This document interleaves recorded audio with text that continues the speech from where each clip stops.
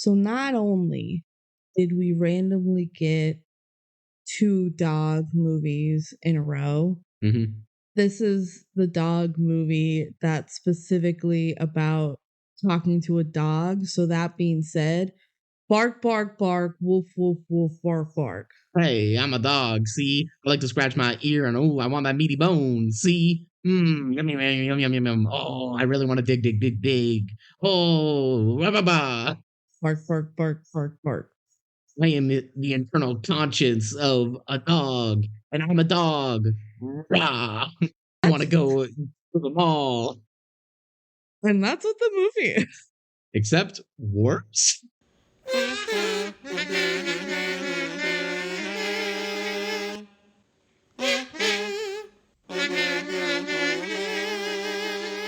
Welcome, everybody, to the DCOM Duo podcast. I'm Benji. I'm Kelsey. And today we're talking about the ever-beloved DCOM classic. No one's used those words to describe this film. You Lucky Dog. Yeah, this movie sucks.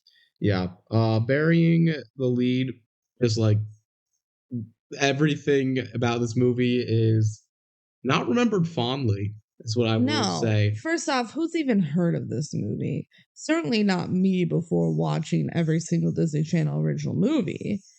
But in a part of like our hype around watching every single one when we originally did a marathon, we looked up a lot of people's lists, and this was, to our own knowledge, like always near the bottom. Pretty much. If not exactly last, which it was exactly last on some, there was no defender of this movie. No. And that's interesting. No one is nostalgic for this movie. No one defends this movie online. Are we going to defend this movie online? No. Are we going to almost defend this movie online? No. Are we going to partially defend this movie online? No. Are we going to defend 10 minutes of this movie online? Yes. And that's what you're getting here today. Okay. No fan mail, right? No fan mail today. It's okay. Yeah. Our last episode, as was mentioned, was Life is Rough. And woof woof. Woof woof, bark bark. We like dogs here. This is Dog Month. I hope you've enjoyed Dog Month. Is this the last DCOM that has a dog as a primary like plot device? Well, even at all. There's definitely other ones that have dogs at all. Okay. Definitely. Okay. But as a dog as a primary plot device, I think there are 4 films, and we have got them in our first 40 like films. It's pretty wild. Yeah. Those being You Lucky Dog, Life is Rough, Hounded, and Frenemies. Yeah. All of those are Disney Channel original movies that feature dogs in a long way. We're trying to avoid talking about You Lucky Dog, but let's actually get into it. Yeah. You Lucky Dog is not that great, but it exists, so we're talking about it. It was released June 27th, 1998. I wasn't even alive. Neither was I. It was the second ever Disney Channel original movie.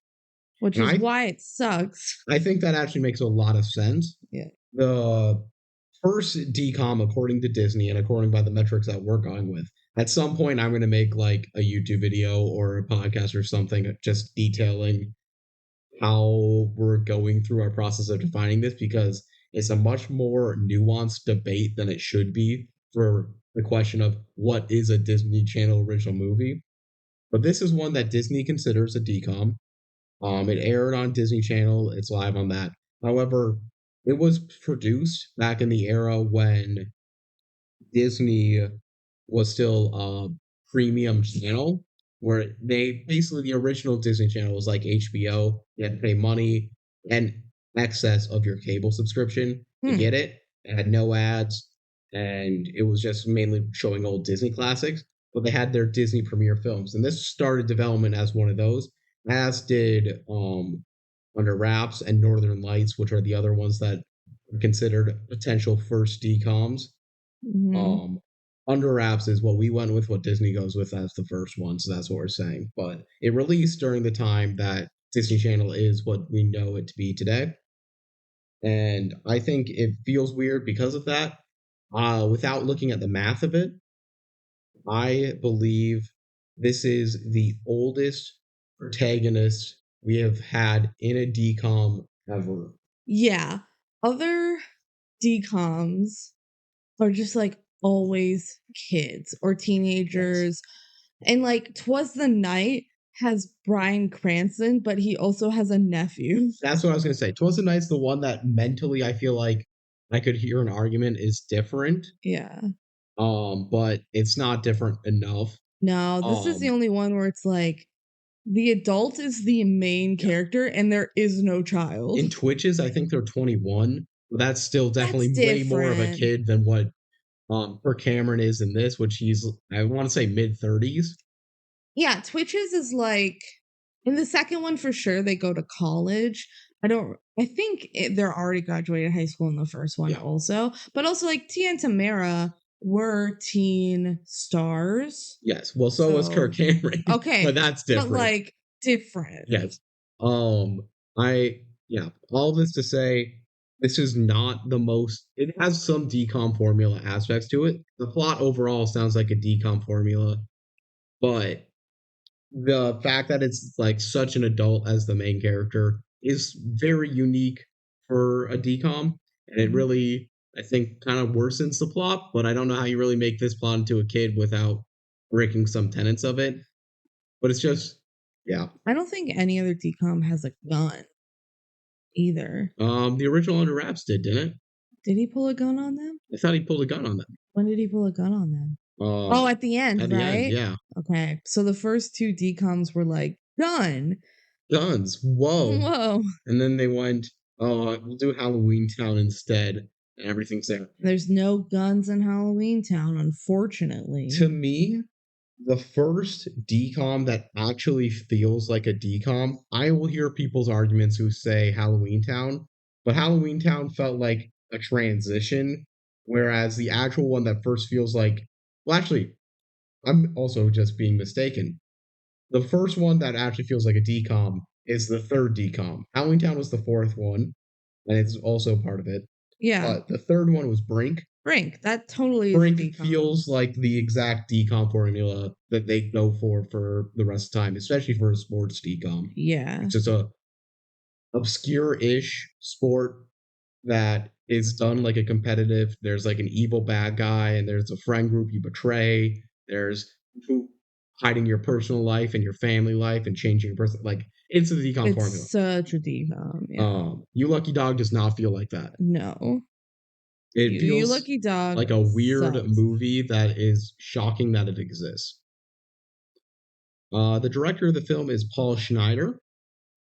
We already talked about him in Can of Worms. Mm-hmm. So not too much more to say about him. So he also had directing credits on Baywatch, Beverly Hills 90210, LA Law, Jag, a couple other shows like that. Yeah, but most importantly, he directed Can of Worms. Yeah, that's his other DCOM connection.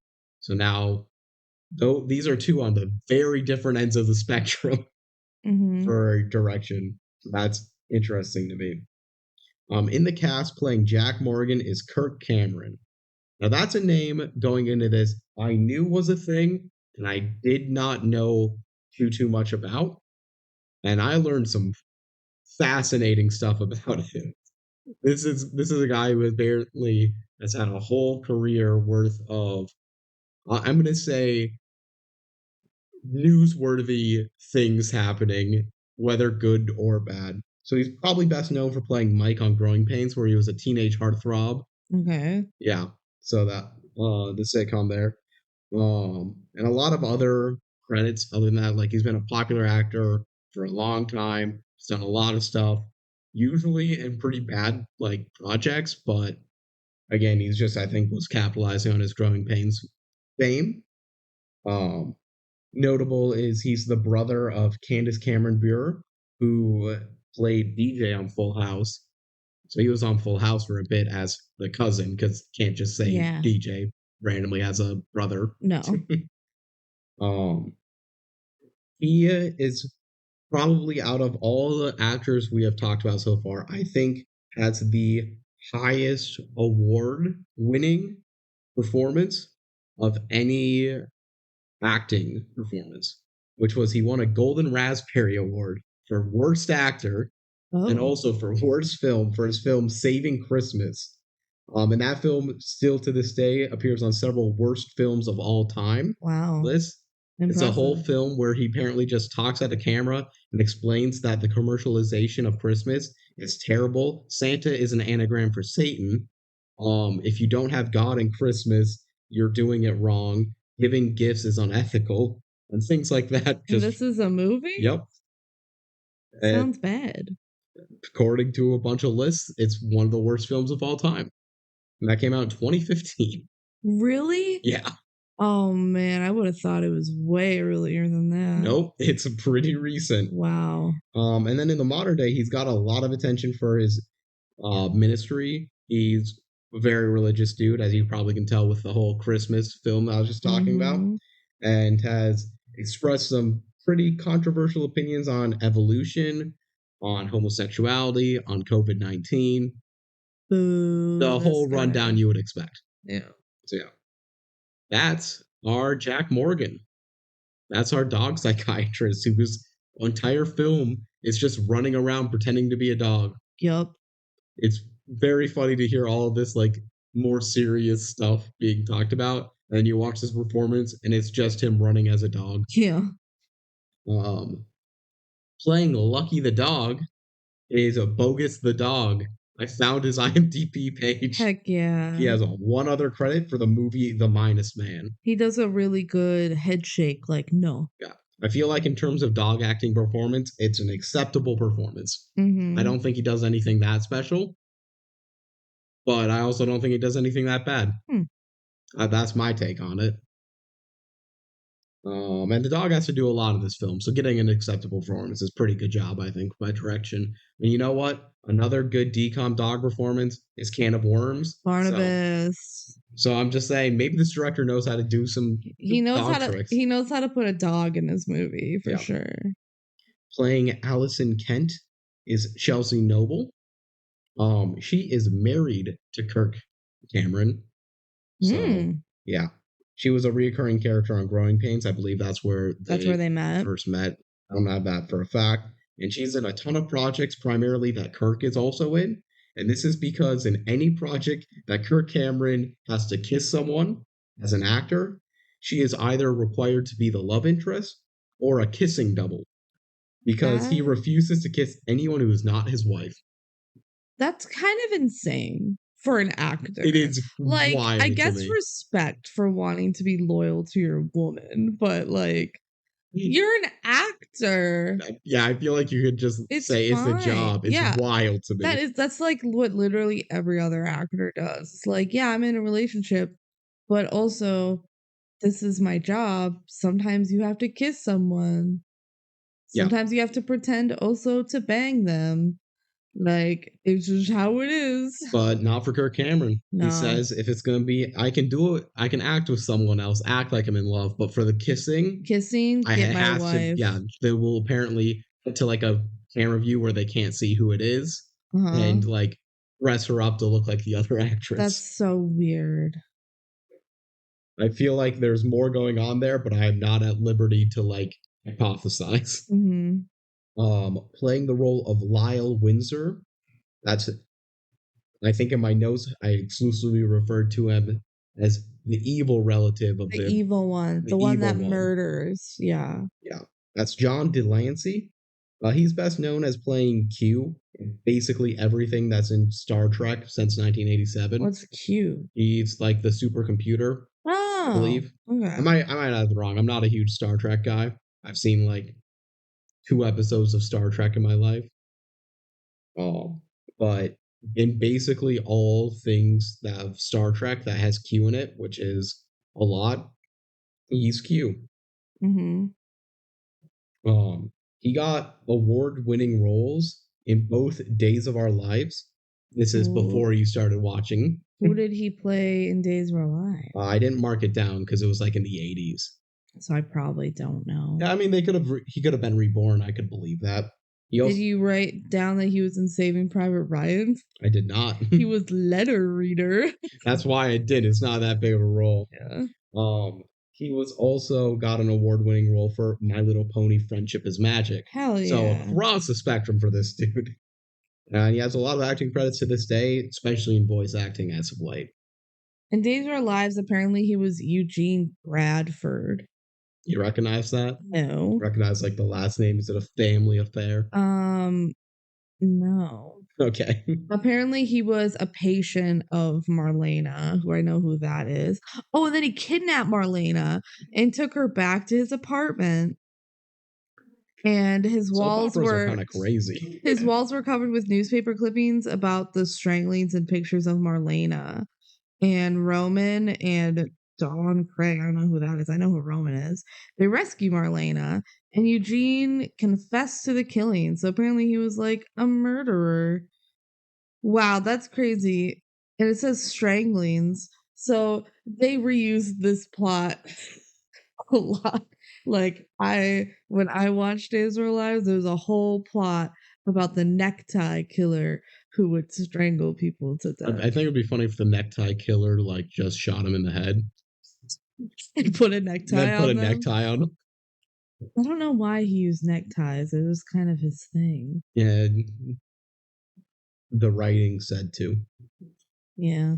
Playing the role of Margaret Windsor, she's the woman one.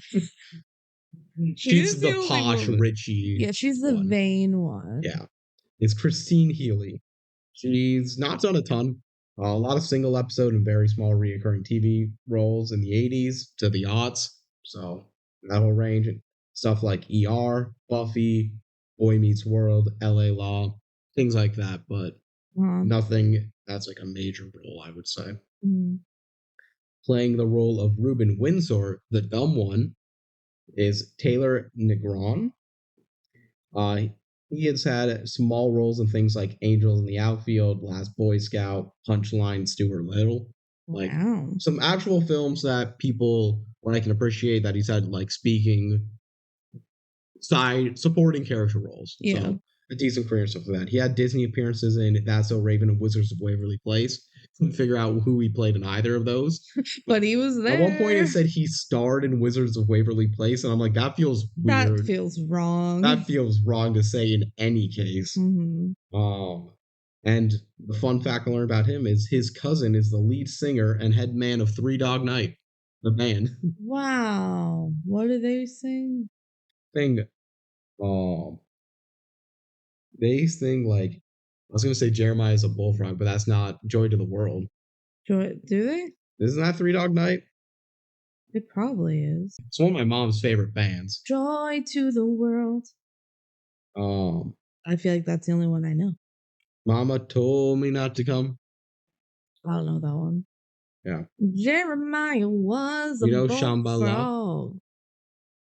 Do I know who? The Three Dog Night song, Shambhala. Oh, Shambhala. Yeah. Yeah, I do know that one. Okay. Trying to think if there's any other ones. Never been to Spain, I feel like you would have known, but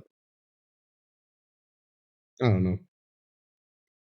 They're a decently, like, pretty dang popular band, but it's not.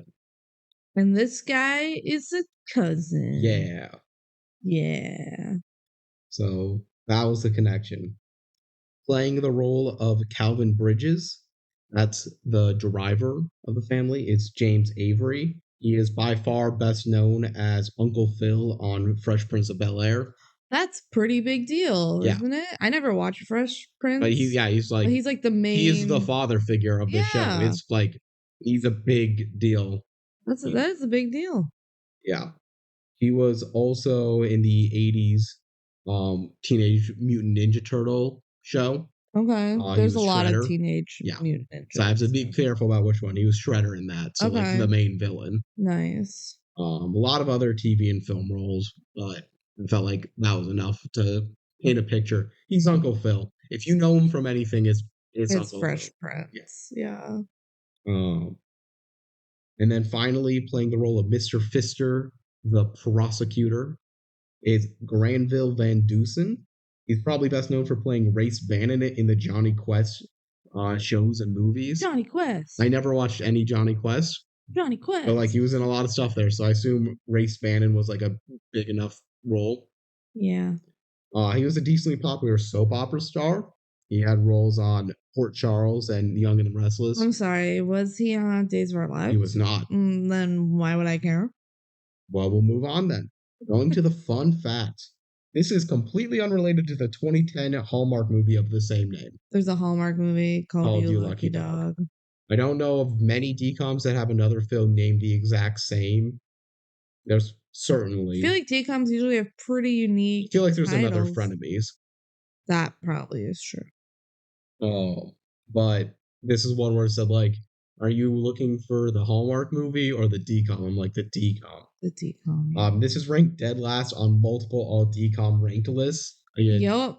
It's not considered good. It sucks. Despite that, this is one of the only DCOMs, I don't have a number after this, that I've seen get legitimately nominated for a Primetime Emmy. It got nominated for Best Music and Lyrics for the song Togetherness. Togetherness. It sounds a little bit... It's just like the right before the credits song. Yeah. It sounds like Randy Newman. That's what I was about to say. It sounds like You've Got a Friend in Me by Randy Newman. Yeah. Which came out around the same time. Like 3 years before, yeah. Was it that? I thought it was... Toy Story was 95. Oh, I thought Toy Story was like 97. My bad. It definitely was ripping off Randy Newman. So. Mm-hmm. Yeah. And then the final fun fact I have is Kirk Cameron, when he was being a dog, he wore elbow pads and knee pads because... I would too. He's like crawling all over the place. He's doing a lot of physical acting. Yeah. It's not fun to watch. You ready for the Disney Plus description? Yeah. Are you reading it? Yeah, I'll read it. Give you a break from something. Jack Morgan, a dog psychiatrist, has been hired to treat Lucky, a depressed pooch whose wealthy owner recently passed away. As Jack gets to know Lucky, he discovers a psychic connection between them. The duo teams up to discover what really happened to Lucky's owner before someone tries to turn this dog's day into his last. So very short for a Disney Plus description. Is. Honestly, not bad. I'm surprised they didn't mention every single one of the nephews and niece. Yeah. And how they want the money. And how it's like someone's birthday, even though it's a lie. We'll never let the Halloween town go. I remember you're like, no, it's birthday. I'm like, no, it's not. It's not. Just Halloween. It's just Halloween. It made me so mad. There's no proof. And then in Halloween Town 2... They got something wrong there, too. Yeah, what did they get wrong in that one? What was it like, which kids go? It was that Sophie went with her. Yeah. Which Sophie blatantly doesn't go with her. I am hopeful Halloween Town 3 also has something That'd incorrect. Be pretty funny. All right. You ready to You Lucky Dog into the movie? Yep. You gotta say it with a different DCOM name. I'm ready to... Hold on, let me look at all the DCOMs. You ready to kick it up into the movie? I'm ready to the other me into the movie. All right. Sounds good. So we start on Kirk Cameron's face. He plays Jack, so I'm just going to call it Jack from now. But he has like a backwards cap on, and he's like hugging a dog. And it's just a kind of a weird opening. And then it just like zooms out, and it's like a bunch of pictures. Also, I wrote down Randy Newman-esque song. Again? So well, I think it's the same song in the beginning and the end. Okay. I think it is. Yeah, and it's showing like newspaper of like this kid can talk to dogs. Yeah, it's like, wow, the dog really can talk to this person, and all these like scientists are showing, yeah, it's legit. Feel like this. How did they prove that? Was it like how they prove it at the end? Maybe. There's a lot of ways you could theoretically prove it, I think. I guess so. But yeah, he's like, I could just read talking with my childhood dog. It's brain. It's pretty cool, and like all the newspapers aren't on it because of course they would if that's proven. Also, it said in there that Jack was orphaned in like one random news line. Wait, really? Yeah. That never comes up, but that's like such a weird piece of information to include. It's so unimportant, but it literally says orphan child like can talk to dog. That's so weird. Yeah. There's no parents or anything, and they don't matter in this film at all. So whatever. And the news like, oh, the dog was thinking of a meaty bone, and Jack said he was thinking of a meaty bone. Wow. That's crazy. It's amazing. And we cut into a limousine where a wealthy man, he has his dog on his lap in the amazing. The dog is like a Saint Bernard mix, Saint Bernard Lab mix. Yes, definitely more Saint Bernard-esque than Tycho was. It's a Saint Bernard Golden Retriever mix. Golden Retriever, yeah, he's fluffier than like a lab would be, for sure. Like Tycho from Life is Rough, you could believe more was lab with that kind of coarse short fur. Lucky is pretty fluffy, like furry, yeah. And the dog looks sad and depressed. He's depressed. Yeah. I'm just a little and depressed. The wealthy man, he goes, man, this time may be the real deal. We're gonna go to this dog therapist. So now we'll go to the dog therapist's office. The secretary there, is just like describing what the job of a dog therapist is to a couple clients who have their dog in there right now. Don't know why we get this explanation because the dog's already in there. They should know what they're paying for. Yeah. Yeah. In the actual office of it, the dog is just there watching Jack snore because he's just fallen asleep with the dog in there. Yeah, his job, what he's actually doing is he brings the dog in, he sits in the room and does whatever he wants. So this time he's falling asleep. Yep. And the dog watches and sees that Jack still has a half of an uneaten hot dog on his desk. It looked real nasty. I wonder if it was a chili dog because like the slop that was on it was nasty. Yeah. So the dog goes in to go eat it because I don't know why the dog waited so long. He's hungry. He's a good boy. He tried to wait. And while that happens, the dog's owner barges in, be like, I gotta see what's happening. I'm not sure I trust all of this. And he finds Jack sleeping and his dog eating a hot dog, calls him a poser, says, you suck, go get a new career and stuff. I know the mayor, I can get this place shut down, blah, blah, blah. And Jack, like, talks himself about getting beat. Like, he doesn't get himself beaten up because he's like, you didn't know what I was doing. We're doing important work, blah, blah, blah. I don't know. So yeah, the dog's owner is like, I'm going to sue you. They're going to get this place shut down. And this makes, they leave. The secretary's like, you know what? I'm done here. I'm gonna go work at the chicken barn. Yeah, she's like, way better job security. She's like, you suck, you're a fraud. Also, you haven't paid me in months. Yeah, he was like, what if I give you a raise? And she's like, I'll settle for what you already owe me. And he goes, okay, bye. Like, okay, you can leave. And as she's like getting ready to leave, the rich man, Clyde Windsor, Mr. Windsor, and I wrote down bodyguard, but it's his driver. It's his driver. But at this time, I thought it was his bodyguard. Yeah. Calvin and his dog, Lucky. They're all in here. And he says, hey, when's your next opening? Yeah, my dog's depressed. My dog's depressed and I need to find out why. And Jack's like, let me go check with my secretary when's the next opening. You don't have any appointments till Thanksgiving. Which, yikes, because they just had someone today, so that was like their only person. Their only person for months. We don't know what month it is right now. Yeah. But the secretary's like, you're full of shit. And he's like, ah, ha, ha, ha, cancellation. We can fit you in right now. So he brings Lucky in. Lucky goes and sadly lies on a couch.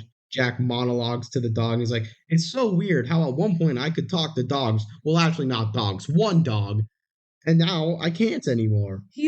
And also, Lucky, you're stupid. It's because he gets a psychic connection with Lucky because he opens up to him. He's like, I used to be able to talk to my dog. Yeah. There's no way he tells that to every dog. So right? Lucky, with his mouth closed, does like, it's like a very piercing, like spine rattling bark. It's in his brain. Jack can hear it in his mind. And like, he's like, whoa. That's weird. And Jack's like starting to freak out about it. And like Lucky's slowly getting a little bit of control over Jack. And Jack just runs out of the office, says, I'm sorry, your dog's being weird. He failed the vibe check. That's almost a direct quote. And he says, go find someone else, a different dog therapist. Yeah. And he's saying for me. And Lucky does the bark again. And it's like Jack's figuring stuff out. Mr. Windsor, the old man, is trying to be like, wait, what's happening? Like, what was my dog saying? You can talk to dogs. And Jack's like, there's something about 3 people who are just making them all sad all the time. Yeah, like they're fighting and stuff. Who are trying to kill you or something. I don't know. He doesn't say that. Kinda. No, he says like there's 3 people fighting and he's stressed about that. And then Clyde is like, oh, okay, thank you. Here's some money for that information. Just a whole wad of cash. It was like $20, I think. And Jack's like, no, I don't want any of your money. I just don't want anything to do with this. But he's like, no, please, I insist. So Clyde leaves and Jack tells the secretary, who we would never see after this scene again. She does go get the job at the chicken farm, presumably. Nice.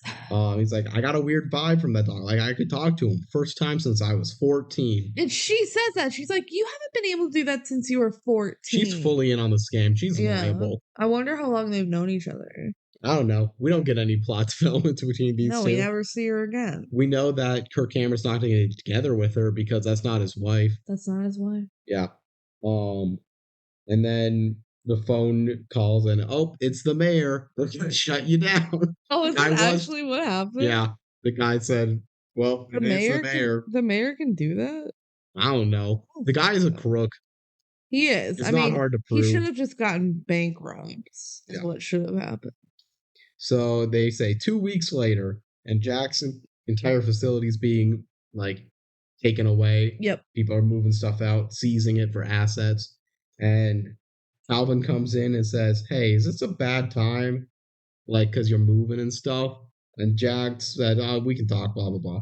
And says, the old man died. Clyde died. Yeah. And you are requested at the estate. And Jack's like, hell no, that dog's creepy. That dog was weird. Let's not do that. But then he's like, you should come anyway. And Jack's like, okay. Well, he's like, what better do you have to do? Like, I feel like a lot of time in this movie, a lot of people say no, and then they just do it anyways. It happens like 5 times. Yeah. But like, whatever. So now we go to the reading of the will by the family. Yes. Yes. And we later learn to be Allison, the lawyer lady. She goes and brings the family all together. The 3 living potential heirs. Yeah, all get excited to hear. They aren't his kids. There's nephews and niece. Yes. He doesn't have any kids. Yes. So, apparently they've been living with him, and they all just live there. Yeah. They've been hearing what has been getting, like what they each get. And Ruben gets a rocking chair. Pretty dope. Because he's lazy, is what it said in the will. Like, you're lazy. Here's my favorite reclining chair. And he goes, I love that chair. And the woman is vain. Yeah, she gets a vanity mirror. I think it was a full-length mirror. Yeah. Like, here you go. Here's a mirror. And she's like, and what else? And she goes, that's it.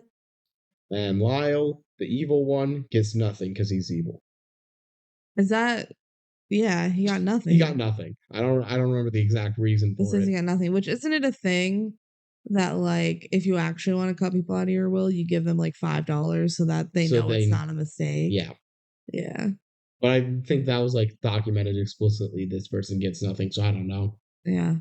I mean, also it's the 90s. And also, this is a fictional movie where a dog gets all the money. That's true. Spoiler alert. They're like, where does the money go? And she's like, well, it's going to go the $64 million net worth in 98 money. So this guy's rich as hell. Super rich. It's going to go into a trust fund. And they're like, who controls it? Cut into the limousine where Calvin, the driver, is driving Jack to the estate. And he's like asking a bunch of questions and he's not really getting answers. Mm-hmm. And the family's getting kicked out of the house, all the relatives. And they see Jack as he comes out of the limo, and rather than, like, Jack goes to introduce himself to everyone, And the relatives all run into him and tackle him into the limousine and try to kill him. Yeah. Which she gets goes, kind of brushed off later.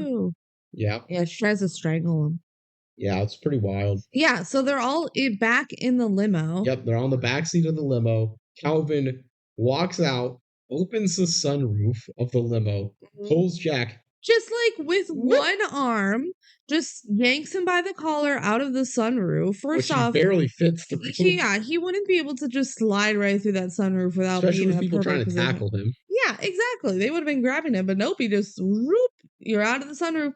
And then he gets back into the car and drives away because the three relatives are all still there. The limo. So he drives them away, which is actually kind of funny. Yeah. No, I feel like it's a fun little comedic sequence. Though who cares that it doesn't make sense? We need to find stuff to like about this movie. Yeah. So Jack meets the lawyer lady, Allison. Yeah. And he's like, I'm looking for the lawyer. And she's like, oh, that's me. And he's like, what? Oh. A woman? You're not what I expected. A beautiful woman as a lawyer? I thought you'd be a man.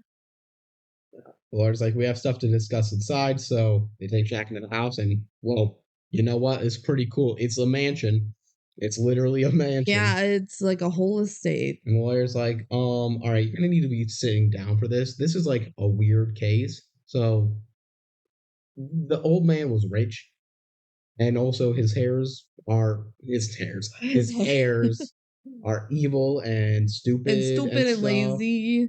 So he left all of his money to his dog. He loves his dog. This is not a joke. The dog inherited the money, and he put you down since you could talk to the dog as the trustee, like manager. You own the trust fund. It's the dog's money, but you control the trust fund because obviously you can't put a dog in front of a trust fund. Yeah, because you know what he wants. Yeah. There's a couple of conditions. You have to live in the estate. You have to keep the staff employed, and you have to do what the dog says. Yeah. But as long as you do that, you're the trustee, and it's cool. And as long as you're not proven mentally incompetent, you're all good. You basically are now have a net worth of $60 million. It's insane that rich guy like put this together.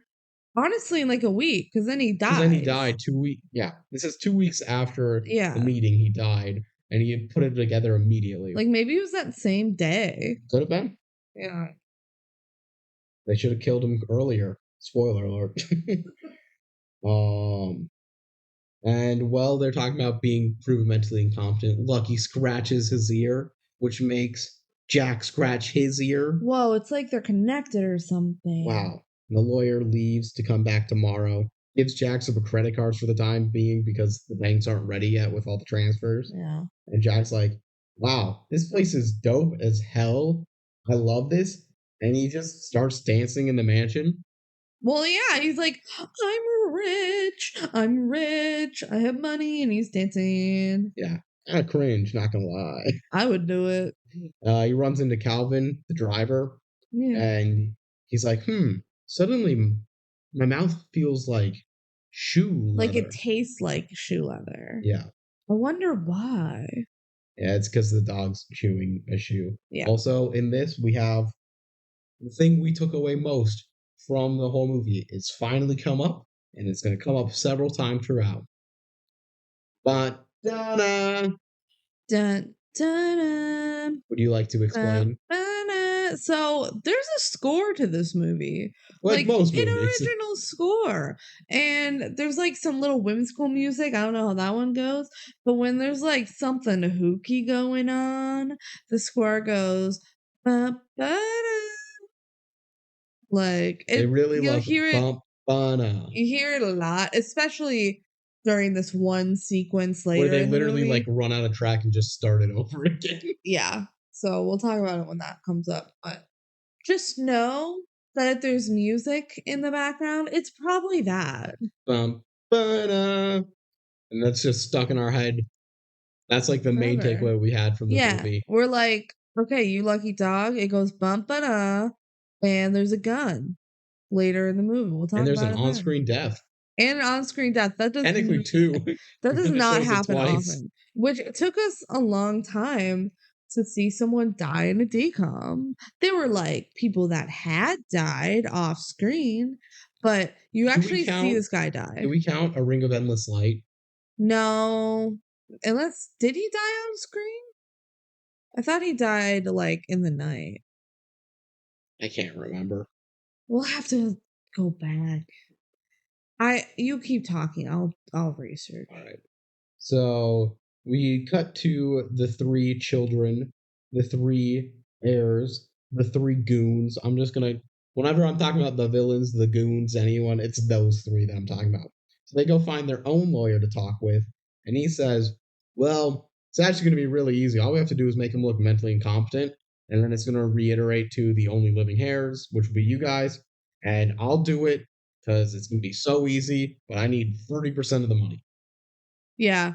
And they say 30% of our money? No, thanks. Yeah.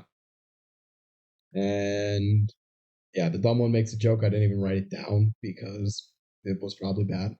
And he's like, well, the 3 of them say we're not actually gonna go back to the mansion for trial reasons. Like, if we do a case, we have to like set it up. So that's why they're not gonna go back and interact with our plot. Yeah. Most of the time. And they're just like, I cannot live like this though. Especially the rich woman. She's like, oh, this is all so rubbish. And they're super poor and they're trying to figure out a plan. Cut back to the mansion. Well, yeah. Can we talk about how they don't even get to go back for their clothes? Did he talk about that with the lawyer? It's kind of weird. He's like, no, you can't go get all your belongings because I want you traumatized.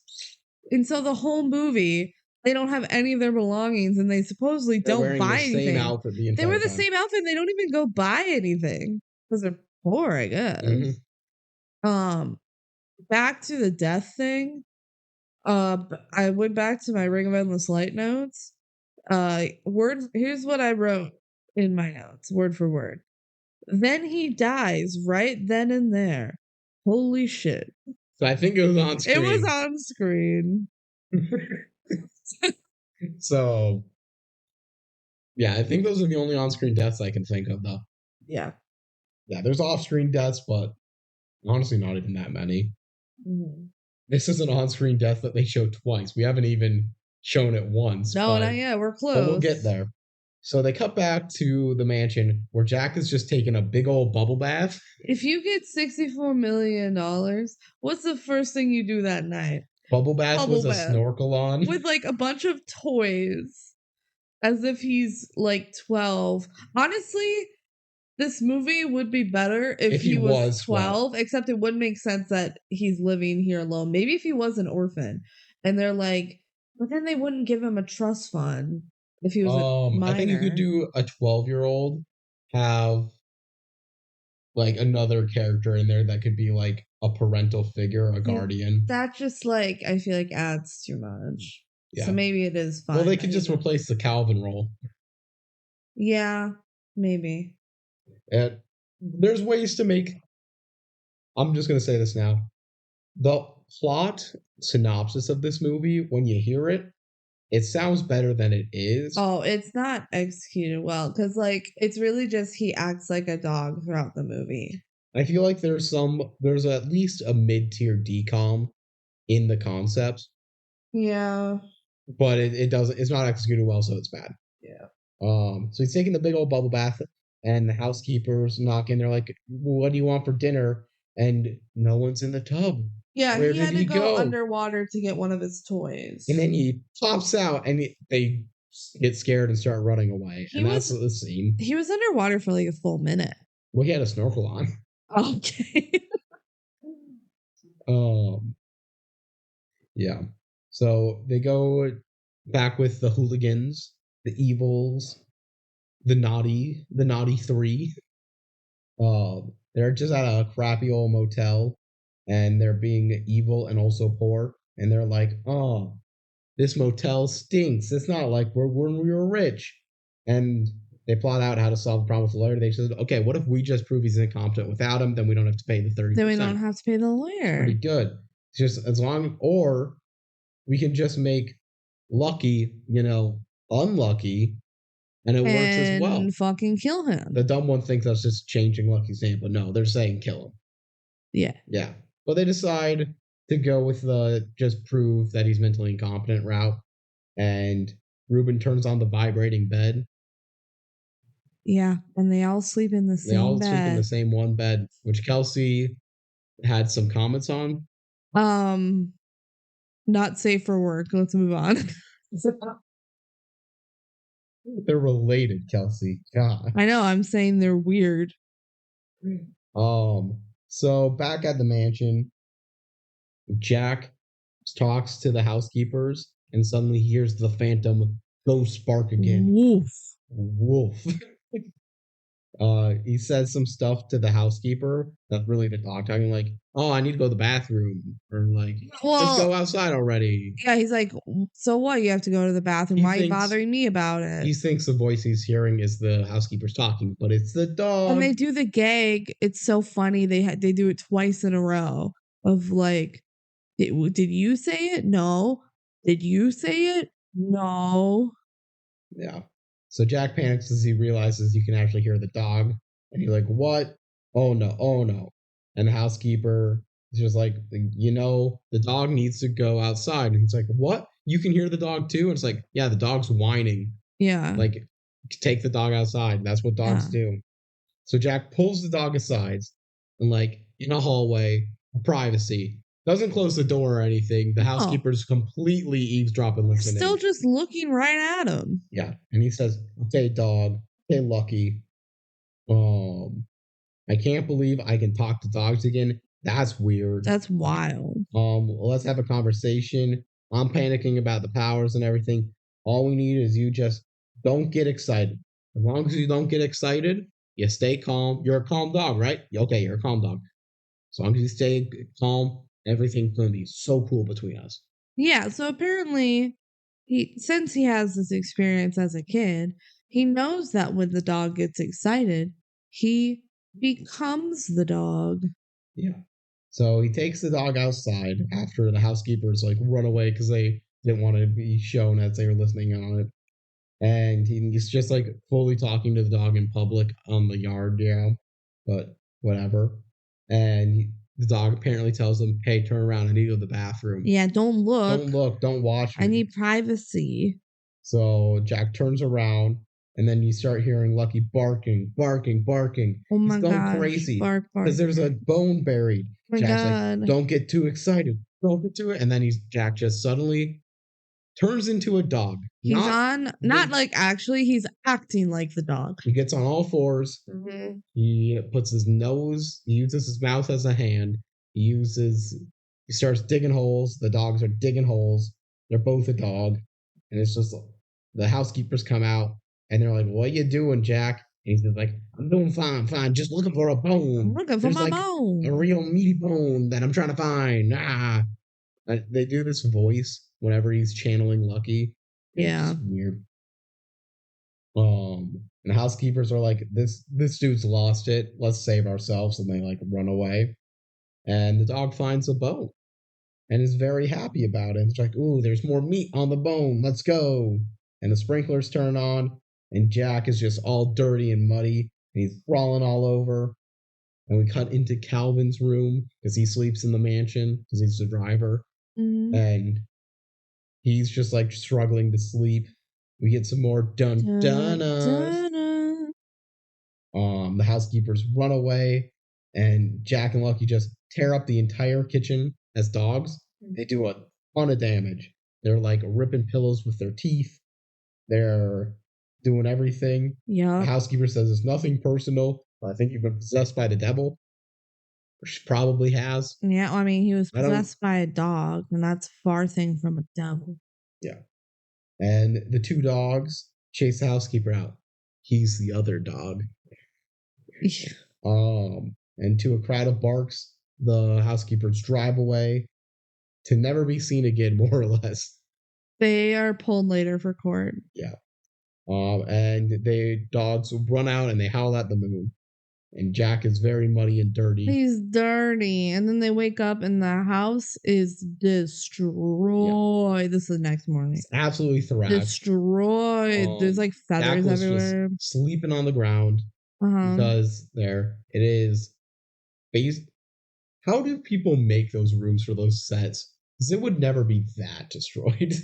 What do you mean?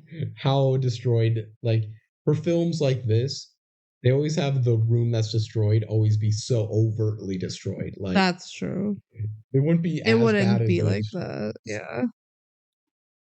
But Jack's like, wow, what a crazy night that was last night. Okay, Lucky, get up. We need to talk. That was bad. We can't do that. I don't remember what the hell happened during that night. Calvin walks in to see him talking to the dog, and the dog is like, I'm sad. I'm still depressed. Yeah. So Calvin and Jack start chatting. And he's like, hey, I talk to dogs. That's like my power. Like, I'm a superhero. I talked to this dog. Yes, I talk to one dog mentally. And Calvin's like, hey, can you ask Lucky why he chewed my gloves? My Italian fine leather gloves? Yeah. And Lucky says, through Jack, it's because I like Italian food. And Calvin says, well, those would probably be tasty, huh? I hate this line. Yeah, he's like, oh, I guess that makes sense. Calvin takes like, oh yeah, I'm gonna just roll with this. I believe this. The Italian food line is such a dumb line because it's not Italian food. Yeah. That is just definitely like Jack making up a line. Don't tell me otherwise. So they go to the kitchen, and Jack hears how bad the night actually was from Calvin, how much was actually going on. And Jack says, well, if Lucky ever gets super excited, his personality jumps into mine and I become the dog. Which is so weird that that's how it works. Because can it work the other way? Can the dog, if Jack is really excited, does the dog becomes Jack. Like start standing on two legs and like filing taxes? That would be awesome. Yeah. Calvin's like, I don't fully believe that's how that worked, but whatever. I can make you breakfast if you want. I can get you some kibble. Haha. It's such a funny joke. And Jack gets some kibble out for Lucky. For Lucky, actually. And they say, well, Lucky hasn't eaten since the guy died. Yeah, but remember, when he put down the bowl, he's like, breakfast for a king or something, and it's literally just plain kibble. Yeah, you're right. He says breakfast for a king, and it's literally just raw kibble. Yeah. And Lucky's like, I don't want that. And it's because he's depressed that his owner died. For the second movie in a row, we get doggy PTSD flashbacks. Oh my gosh, that is something that happens, isn't it? Yes. He fully has a flashback, and Jack can read his mind, so he sees it happen. So in the flashback, we have more dun-dun-uhs. Dun-dun-dun. And Lucky's like, hey, old man, can we go for a walk? And he says, no. Oh, okay. It's fine. I know it's raining and like a lightning storm. I'm gonna bring my big old metal umbrella and walk out in this thunderstorm, and I'm hopefully not gonna die. So Lucky's like running ahead of the old man. He's like, you just go off on your own then. Mm-hmm. Like, it'll be fine. And he just stands in the rain and thunder crackles. And suddenly the old man just keels over and dies. I thought he was shot. Apparently that's not it. I thought he was going to be struck by lightning. Not it. That's not it. And the dog is sad. Yeah, his owner died. He saw it happen. Yeah. So this is the on-screen death. Yes. Let's see it again later. This is such a good scene that I hope they do the whole thing again. Mm-hmm. So Lucky still won't eat, and Jack's like, well, maybe all you need is a change of scenery. And the dog's like, bark? Which Jack interprets as, oh, let's go to the mall. The dog wants to go to the mall. Yeah. So Calvin's going to drive them, but Lucky gets too excited about the mall, and suddenly they're both dogs. Once again, Jack is like, yeah. I'm on all fours, and I'm doing crazy stuff. Jack has his head out the window because he's like a dog. He scratches his head with his foot. That's definitely not his foot for the Oh my gosh. It was so bad. It was like clearly just a prop leg that they put over his shoulder. And they're like, yeah, he's scratching his ear with his foot. And he's like, Yeah, I'm a dog. He claims to be a dog when Calvin asks, because he can still understand English completely well. Yeah, he just fully is a translator now. Yeah. So while they're driving to the mall, the goons come in with their stakeout machine, and they have a big old film camera recording them, showing that he's barking like a dog out of a window. And they're like, wow, that's going to be incredible. But they're being annoying, and they argue and they fight, and it's not that interesting. Yeah. Also, Ruben, the dumb one, forgot to put film in the camera, so they didn't actually get any footage. They crash into a car. They didn't figure out where the dog was going. Full triple the bus. But honestly, to me, this just proves the concept of it would be really easy to show this guy is mentally Oh incompetent. my gosh, I feel like they don't even really try, I guess, until the end.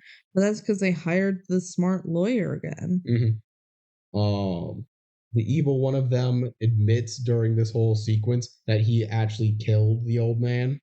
Like, it's just flat out said. Well, he says, like, oh, what did I he killed the say? old guy. We can get rid of the dog too.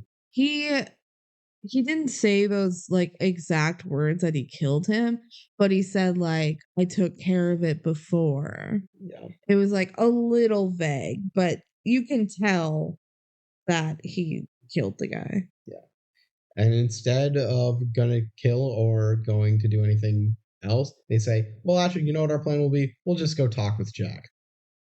Yeah, let's just talk to him and see if he's like mentally stable. Yeah. So back in the limousine, Jack is sober now. I don't know what made him sober after all of this. I guess Lucky calmed down. Yeah. And he's like not having the best time. He's like, was I a dog? And Kyle's like, yeah. Yeah, you were a dog. So lawyer Allison goes to the house, calls because it's like, what's going on? And he decides, you know what?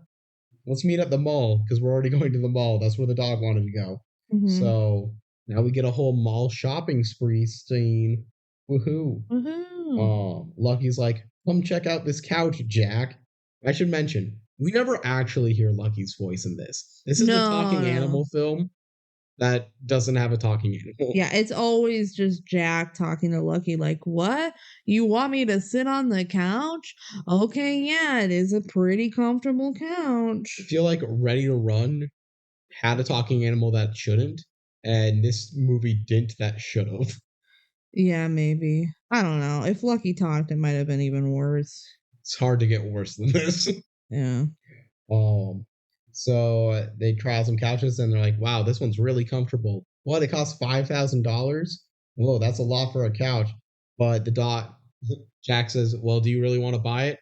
And Lucky says, yes. And also that one, that one, that one, and that one. They buy 6 couches. Also, we want them delivered tomorrow or the deal's no off. deal. So obviously they're going to do it because that's a lot of money for them. He says, does 10 a.m. tomorrow work?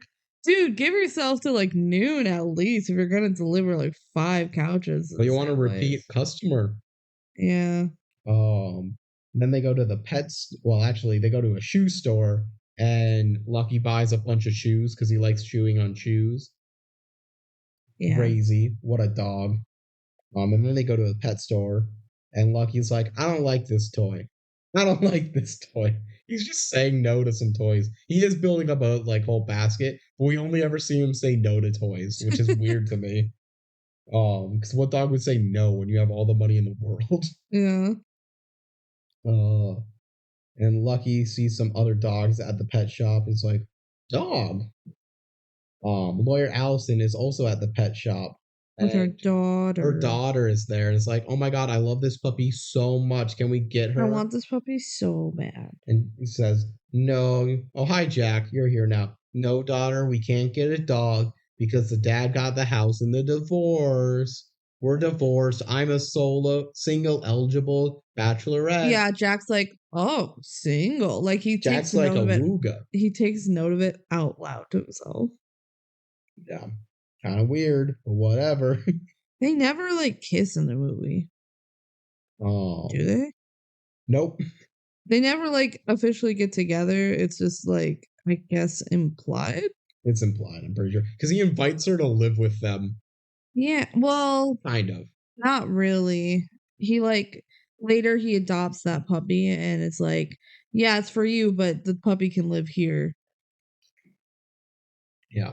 So Jack just gives Lucky to the daughter, who we should mention is like, what, 6 years old? She's pretty young, yeah. And it's a giant dog. I don't know why you trust this 6-year-old in a shopping mall to go off. He's a good dog. He's a dog. Yes, but there's also just letting a 6-year-old go off on their own in a mall. It was the 90s. Yeah, you're right. 9/11 hadn't happened yet. Exactly. Ding. Had to mention it. Hit the 9/11 mention button. A button to mention 9/11 in casual conversation. No, I'm just saying, like, it's a bell for our podcast. Yeah. Anytime I mention 9/11, it just dings. Ding. Good thing if we do implement that, good thing we already got through Tiger Cruise.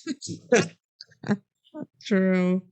The dog, Lucky, sees a cat while this is happening and growls. So Jack starts growling. Yeah. But that kind of gets dropped immediately, and that's the only type of cats in like the whole film. And then I wrote they go on some escalators for some fun. I don't know. I think they just go on it, to walk down a floor. But you said it was for fun. So I'm assuming that's what's going to be. I only do escalators for fun. And Allison's like, I like having a big family, having family fun. That's what I like in my life. Yeah, because she grew up with like 6 siblings or something like that. Yeah. And the daughter, who probably has a name, but I never wrote it down. I don't know if she does. And Lucky ride the kitty train there. Oh, it was really cute. Yeah. They're actually pretty adorable. Yeah. So after that, they're like, thanks for letting me ride on that, Jack. And they're having a good time. And for some reason, they just let go of the dog's leash, like on purpose. It just happens. The dog walks over to the food court that they're also in, finds some wonton chicken, and gets real excited about it. And suddenly Jack's a dog too, and they both go bark at the wonton chicken place to get some chicken. Somehow they get like many plates of food. Which Jack still speaks English, so he probably said, give me one of everything you got. Give me all that. And they eat all of the food that they have, and then they go dumpster diving for some more food in the trash cans. They eat like other table scraps on other tables too. Yeah.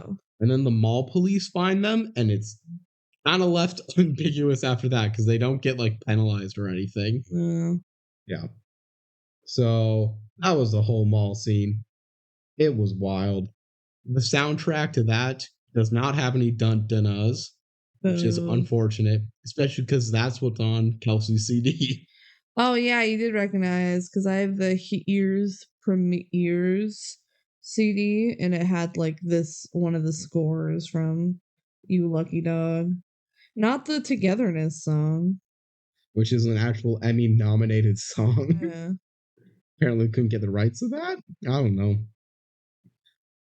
So back at the mansion, the goons are, like, staking it out, and they're like, wow, there's a lot of deliveries happening into the house. That's wild. So the goons have a plan to go in, and they're gonna just try and catch him either being crazy or convince him to just give them the money. Yeah, she says, like, I have a proposition for you, but we never get to hear what it is. Yeah.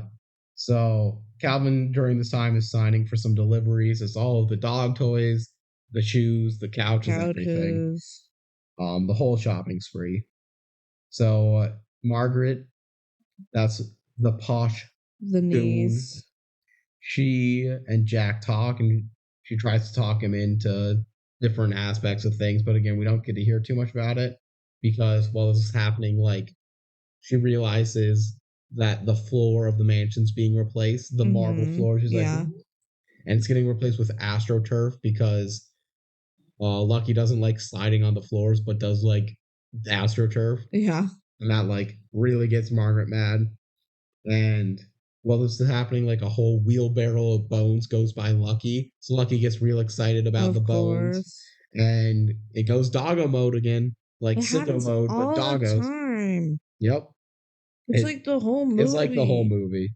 And Jack gets mad at Margaret, goes to bite her ankles, and he rips off the back of her dress. Yeah. Yeah. And the evil one says, all right, we've tried this in different ways. We're going to do it my way. We're going to kill the dog, and I'm going to enjoy planning it. Yeah, I'm going to enjoy this one. I'm going to kill a dog. So, yeah. Then we go inside, and apparently none of the workers who were there seeing all this happen had any comment about. No, and later Jack's like, how did anyone see me act like a dog? When he does it in public constantly. Mm-hmm. It's pretty wild. Jack thanks Calvin for keeping his secret, even though, again, everyone knows. It. And Jack and Calvin set up a whole cute cafe-like thing in one of the rooms for Lucky. Yeah, it's like everything you ever want, like a bunch of phones and toys. It's a weird filmmaking technique where they'll freeze on a couple items. Oh, I hated that. Yeah. So like the camera's just panning around the room and then it randomly like blurry freeze frames on this thing and then it keeps going. Like it's a horrible choice for the film to do it. So yeah. We get some more dun-dun-uhs. Dun-dun-uh. And somehow, despite all of this stuff, Jack is still human, and this because the dog is still depressed. Lucky is still sad. Money can't buy happiness or the old man's life. Oh my god. Jack's like, I need to go to bed. And he starts taking off his socks. It's just in the middle of the living room. Tired. I need to go to bed. He's sitting living on the couch and then he says Calvin and Lucky still he takes off his shoes and socks and it's like, what? I thought you were gonna go to bed? Like you were just gonna leave your socks down here? That's disgusting. I don't know.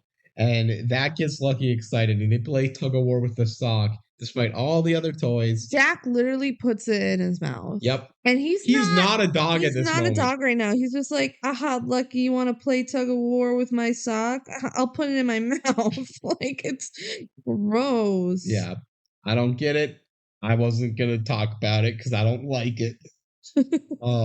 Lucky wins the tug of war and he's like, wow, we had a good time. All right, I'm going to bed for real. And then the dog's asking for something. And Jack's like, no. Fine, only for tonight. Yeah, he wanted to sleep in his They wanted to sleep together. And so they sleep peacefully. Hopefully nothing evil happens during the night. That'd be crazy if something wild happened. All right. Something wild happens. The most dun-dun-uhs that you'll ever hear. Yes, this is the classic dun-dun-uhs. So the goons come into the house to kill the dog. They climb a fence and they get into the property. It takes a lot of effort, but then they cut all the powers off, the security. They do, which is pretty smart.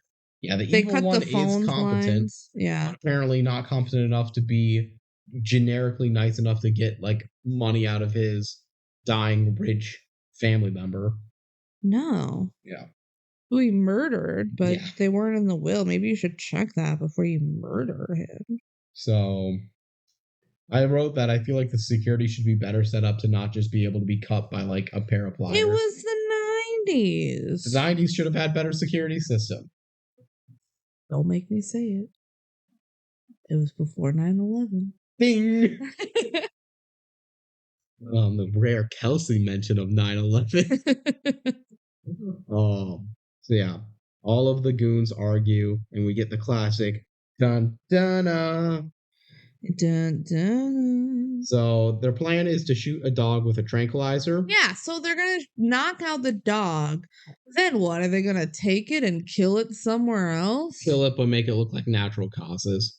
I think it's the plan. Okay. Even though I feel like at that point, if there was that death of a seemingly healthy dog, everyone would be suspicious anyway, so why not just shoot him? I just had a thought of how I would make it look like an accident, and it's a horrible thought.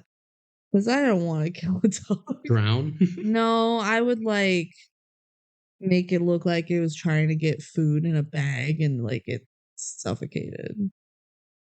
It's horrible. Like I don't want to kill a dog. They're horrible people. They killed their uncle and now they're killing their uncle's dog. Yeah. So The dumb one shoots an inflatable dog and it starts deflating. Oh my gosh. This whole sequence is them just running into each other and shooting each other and shooting things that aren't the dog. Yes. And it's really stupid. And I feel like we don't need to go into detail about all the stupid things they do. I will speed through this and I'll put a dun-dun-na in between everything to keep you entertained. Thank you. The dumb one shoots an inflatable dog. Dun-dun-na. Lyle hides under a rug and Margaret shoots him. Dun-dun-na. Margaret also shoots Reuben. Dun-dun-na. They all stumble over all the dog toys that are in there and like slip around like this is Home Alone, but not actually that good. Dun-dun-na. Jack wakes up Calvin and because he's hearing some of this stuff going on. And he says, wow, all the power is out. We gotta go defend the crib, you know? Gotta figure out everything's there. Dun dun dun. This is where the song completely resets. This is like a 15-minute scene. Dun, dun. At least feels like it. Yeah, it drags. Yep. The Toon Goon Boys shoot Margaret. Like one in each butt cheek. Dun dun dun. Lucky comes in and finds the three of them all together and is barking, bark, bark, bark. And they're like, oh my god, there it is. There's the dog who we can clearly see with our eyeballs. And two of them don't have bullets anymore because of how many they've wasted. And Margaret, the only one left, shoots the dog bone that Jack is holding. Yeah, like way higher. Like, because he's standing and holding a giant bone up. Vertically, and he hits it next to the standing head. She loved to, like, jerk the gun upwards. Like, you know how when you have a finger gun and you shoot and you kind of, like, recoil it up? She did that with a tranquilizer gun that had, like, no recoil. Yeah. Also, with how none of them get weary or drowsy for how much they've hit each other, I don't even know if this tranquilizer would work. It probably wouldn't. I feel like if it's enough to knock out that big dog. It's a big dog. It's not a small dog. It's enough to do something to you. And Margaret got shot twice in the butt. In the butt. And I feel like that would be enough. I feel like the weight of the dog is not... The dog's probably the weight of the dog times 2 is roughly equal to Margaret. The dog's probably like somewhere between like 80 to 100 pounds. Is that accurate? I feel like less than that, but not by that much. No, it's somewhere, I would say like 60 to 80. 60 to 80 pounds? Sure. It's not a small dog. And Margaret's probably like in the like what 120, 130? Yeah, like heavy. not heavy. He should be asleep. This was a bad plan for the guy who's the one smart one of the three. But whatever. So basically after Margaret misses her shot, the Lucky starts barking and Jack goes doggo mode and they chase him off a 2-story window where they jump into the pool below. Yeah, and Jack's on all fours. And despite the visuals of this being very clear that you could see everyone involved, they say, we couldn't see anyone, but I know some relatives. I could smell it. Yeah, he's talking to the cops, and he's like, I could smell that it was them. Yeah. And the cop's like... Well, he tells that to Calvin first. Oh, he does believe it. But then he talks to the cops, and the cop is like, what, did he smell like a cologne or a cigar or something? He's like... forget it. Forget it. You wouldn't understand. So the goons go back to the lawyer. And they're like, we need your help. Let's do the plan. And the lawyer's like, y'all have made your case so much worse. I need 50% now. I need half of your money. I feel like they should this is still such a slam dunk case for how easy it is Rufus incompetent. Oh my gosh, they need to just go to a different lawyer. Go to a different lawyer. These guys are so stupid. Get another quote before you're just like, all right, I'll give you half the money. And guess what? We get more dun-dunas. Dun-dunas. So, after all those dun-dunas and talking to the lawyer, we go back to the mansion where Jack and Lucky are playing football and celebrating because they're so good and in sync with each other now. Lawyer Allison comes over. She's not really a fan of the remodel, but she's polite enough to not really mention it. Yeah, it's like, oh, you got new furniture and stuff. She's like, well, we got to turn on the news. And she like slowly walks over. The news would probably be on something else at this point, but whatever.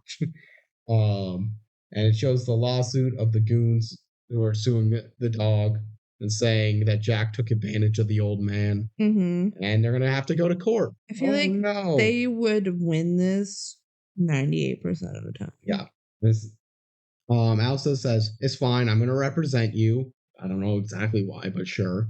And as long as you're not hiding anything from me, we'll be fine. And he says, nope. Yeah. And just to be clear, he hasn't told her about how he turns into a dog. Yeah. So they say, all right, well, we're going to go to court. And then we cut to court. And it seems like this has happened like 2 days later, maybe. Court cases take way longer than that. We don't know how long it's been. But the way they cut is like, this is happening so fast after. But maybe it's been months and we just don't know. But even months wouldn't be accurate. It would be years for this. Maybe. Yeah.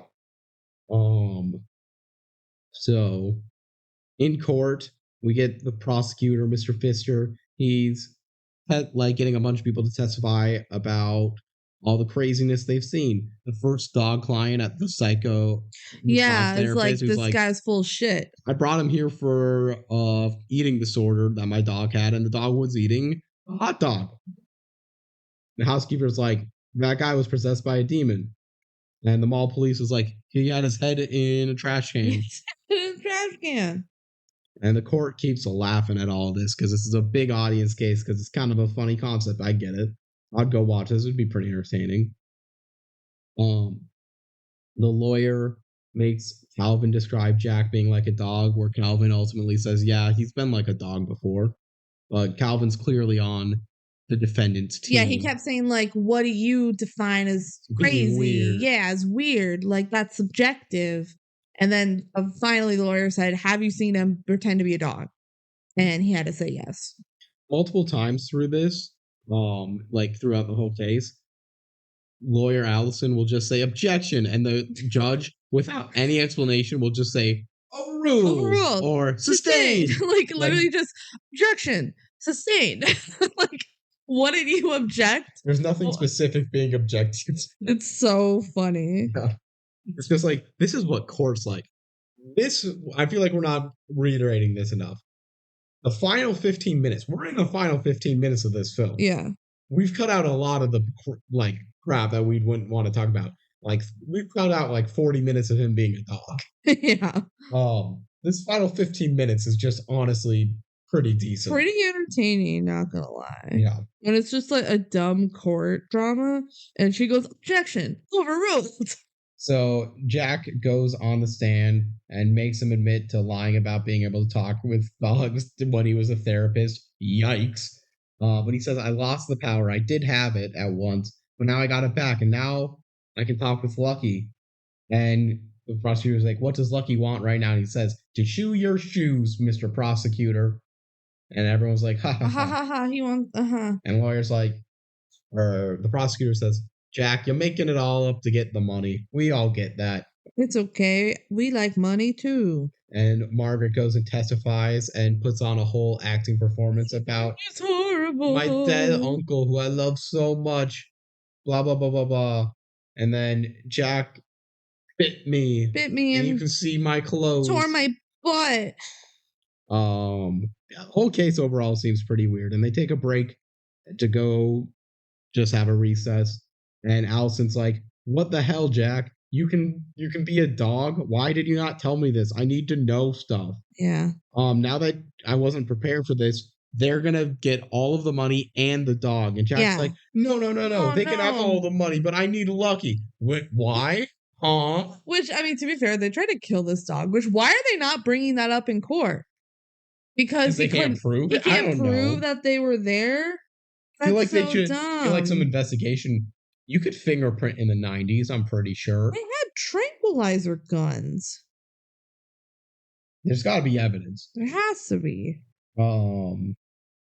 So Jack says, okay, Allison, put me on the stand. I'm going to channel Lucky, and we'll get the truth of everything. So the prosecutor is like, what no, you can't do that.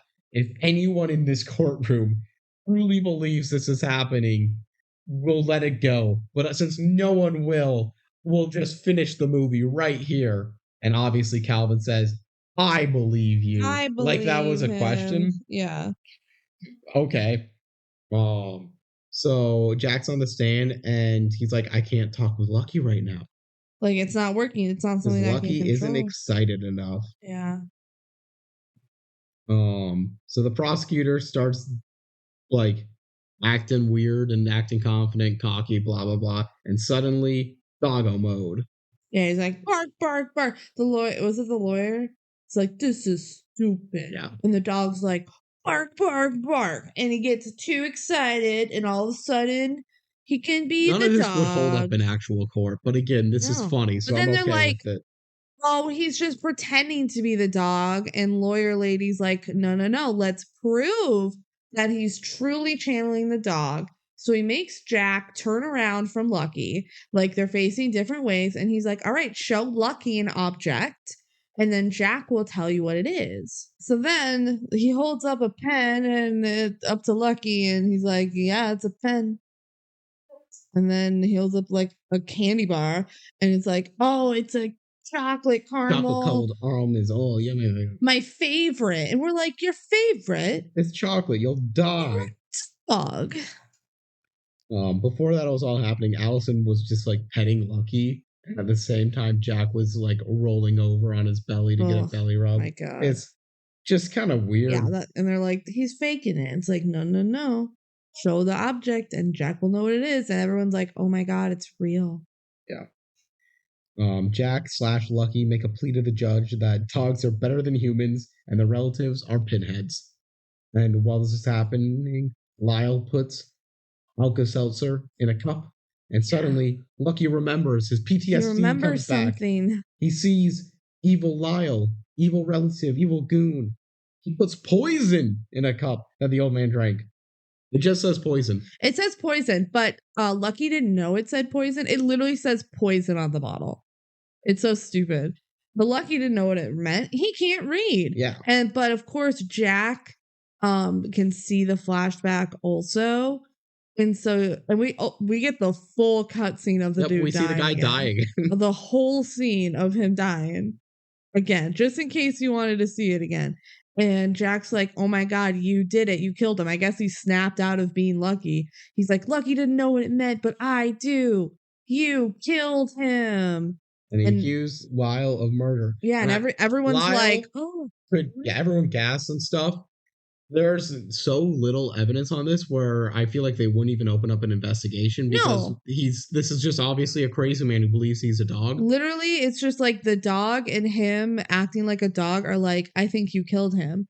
All Lyle has to say is that's preposterous. No, and then talk to his lawyer. Like, instead we get an incredible sequence of events where Lyle suddenly and immediately pulls out a gun that he somehow snuck into court, threatens everyone in the court. He swings this gun all around. Everyone at gunpoint. There's a cop in the background who's like struggling to get his gun out, so then he just has to like go sit in a pew. Down, like a cop in the background, like you could see, just struggles to get his gun, which should not be.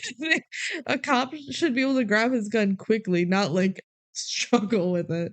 Also, there's another cop there who just like puts his gun down when Lyle says, "Put your gun down." And suddenly the other two prosecutor, like the goons. Yeah. They like are there as well. Yeah, not with a gun or anything, but they're all backing out, going to leave court and everything. They're like, all right, we're going to get out of here. We're going to run. It's going to be fine. And suddenly Lucky runs at them and like jumps and barks at them and gets shot at. And then this all chaotic breaks loose and the three of them get like tackled. So they get arrested. They're gonna leave. Lucky. The guy really pulled a gun in court for no reason. Oh my gosh. He gets one accusation and just pulls a gun. It's insane. Yeah. And everyone goes, it's like, oh no, Lucky's dead. Lucky. And Jack runs to him and goes, Lucky, no. And then Lucky gets up and they're like, oh my God, it just grazed his ear. He's fine. And Jack says, ow, and holds his ear and everyone laughs because he doesn't actually feel pain. If he took, like, bonded with a 3-legged dog, would he just not use one of his arms? When he's on all fours, yeah. Yeah. So back at the mansion, Jack buys Allison's daughter the puppy from the pet store. Yeah, he's like, I got the puppy, and also I got every other puppy. And he flirts with Allison and is like, let's go out. And Jack and Lucky bond. And then it's over and to the song Togetherness. That's it. And that's it. That's You Lucky Dog. The court stuff was funny, and the rest of the movie really sucks. Yeah. We didn't talk about all the worst parts, which is just how long the scenes of him pretending to be a dog. It gets old immediately. Yes. It's literally never funny. And the whole conceit of the film is that it will be funny. The fact that this is a DCOM is just so weird. Like, it doesn't belong here. No. It's not about a child or a teen. Like, it's about a guy pretending to be a dog because he has a psych connection with a dog. And unlike some other early DCOMs, I feel like Disney has not distanced himself from this because it's still like you can easily find it at Disney Plus, and there's nothing problematic about it. No, but like they don't have the rights to Under Wraps, the first DCOM. They don't have that on Disney Plus. That's so true. This is the first Disney Plus available DCOM. Yeah, because Under Wraps isn't there. If you went, okay, I want to watch every DCOM in order, but I'm only going to do Disney Plus. This is your first one, and that's sad. It is sad. Overall thoughts? It's I kind of touched already. It sucks. Like, it's not fun to watch. It makes me want to fall asleep. Mm-hmm. It's not funny except for like a few moments where the movie we're laughing at the movie, not because it's actually. But I mean, we do that for some of the movies that we like. I guess, but it's not nearly enough for us to actually like this movie. In the house, out of 115 that we ranked, You Lucky Dog was 108th. Yeah, you have it at 109, and I have it at 111. And I think my opinion on this is maybe I could bump it up a couple spots. But I would not. Here's the thing. It is clearly a bad movie. If anything, I'm lowering it. But I do like the court stuff generically. Yeah. And I'm not sure how much I like about the stuff that was nearby it. There's a lot of bad DCOMs. Mm-hmm. This one at least has something redeeming to it. But the stuff that isn't redeeming is really bad. Really bad. Just a slog to get through. I am never going to say, man, I really could sit down and watch You Lucky Dog right now. Okay, but when are you going to say that about Frenemies? I would gladly watch Frenemies again over You Lucky Dog. Frenemies was a bad pick. When are you going to say that about 'Twas the Night? Okay, that's true. They both suck. When are you going to say that about Quince? Quince, I'm actually a little excited to watch again. When are you going to say that about Phantom of the Megaplex? I'm never going to watch Phantom of the Megaplex again. But I would rather watch Phantom of the Megaplex over You Lucky Dog. Because, I don't know, it feels more like a DCOM to me than this one does. Yeah, this not feeling like a DCOM hurts it. A lot, yeah. So that's You Lucky Dog. We did it. We got it over with. This movie sucks. We never have to talk about it again, except when we rank it. Yeah. It's good to get through it because there's a very few movies that we were less excited to go back to. Yeah. Because even the ones that are worse, there's one movie that Kelsey, myself, and the entire house all unanimously agreed is the worst one. Yes. And I'm much more excited to cover that. Me too. Even though it is worse. Because it's way more interesting to talk about. Yes, this movie's just not interesting. This one is just so lame. The one that we say is the worst DCOM is the worst because it's problematic. It's problematic. And that's funny to talk about. And it really, there's a lot of it, and it's bad beyond that. It's so bad, it's bad. Yeah. But we'll talk about that when we get to that one. I think we've kept that one a secret for a while. And since we've kind of revealed everything else, maybe we should keep that a secret. Although if you know a lot about DCOMs, based on what we said, you could probably parse it together. Yeah. Okay. Are you ready to spin the wheel? Let's make our predictions. Yes. I'm going to say it's Xenon. Come on. I'm gonna say it's Minutemen. Minutemen. Whoa. Spin the wheel. Drum roll. Oh no. Uh-oh. Well, speaking of movies that are not high on my list, the Sweet Life movie.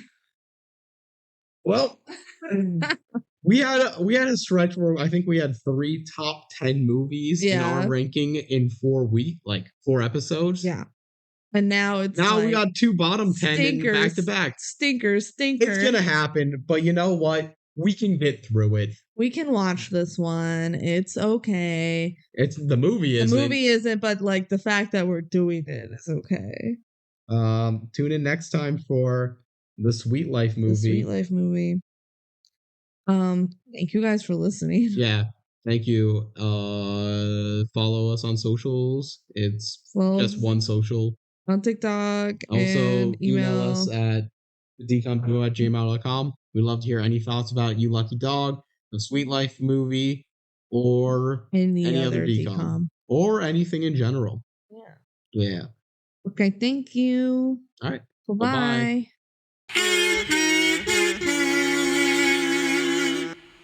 Scenes from our next episode. Did that guy want to have sex with a dolphin? I was just about to say. He wants to have sex with a dolphin. Okay, so everyone here is an identical twin? Yes. Wow, London Tipton, huh? And that's the whole movie. Everyone's a twin. Where's Ashley Twisdale? Ashley Twisdale is not in this movie.